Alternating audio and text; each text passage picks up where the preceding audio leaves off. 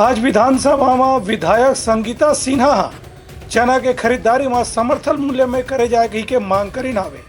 उखर कहना आवे कि किसान मन ला एकर ले फायदा होही। छत्तीसगढ़ विधानसभा के बजट सत्र के 15वां दिन आज एक महिला विधायक डहाले चना के समर्थन मूल्य में खरीदी के मुद्दा उठाए गए। संजारी बालोद के विधायक संगीता सिन्हा के कहना रही से कि कृषि मंत्री ला जब दलहन फसल के समर्थन मूल्य में खरीदी के बारे में सरकार के निर्णय के बारे में स्पष्टीकरण पहले ही दे चुके हैं, तो कृषि मंत्री ला चना की खरीदी पर भी अपन बयान देना चाहिए। काबर के छत्तीसगढ़ में दलहन से ज्यादा चना की खेती हुआ थे और ये बछर में 2.5 लाख हेक्टेयर में करीब चना के खेती करेगे है, जेकर से किसान मन ला समर्थन मूल्य दे के स्थिति अच्छा आमदनी हो सकत है। मैंने आज क्वेश्चन लगाया था कि हमारे जो छत्तीसगढ़ प्रदेश में चने का रकबा बढ़ा है और जो आज की स्थिति देखते हुए कि जो वाटर लेवल की स्थिति डाउन हो रही, तो सभी किसान चने की ओर ज़्यादा प्रोत्साहित हो रहे हैं।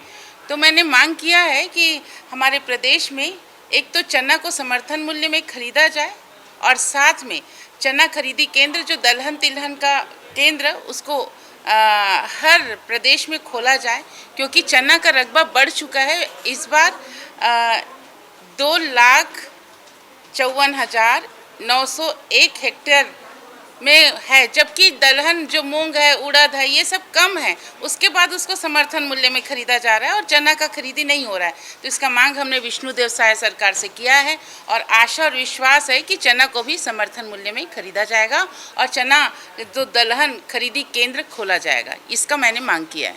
गेहूं या बड़े फसल ला समर्थन मूल्य में खरीदे से किसान मन ला निश्चित रूप से लाभ हुआ थे। ऐसे चना के भी समर्थन मूल्य में खरीदी होए से यहाँ के किसान मन ला दुगना फायदा हो सकी। ब्यूरो रिपोर्ट, उटलंघा न्यूज।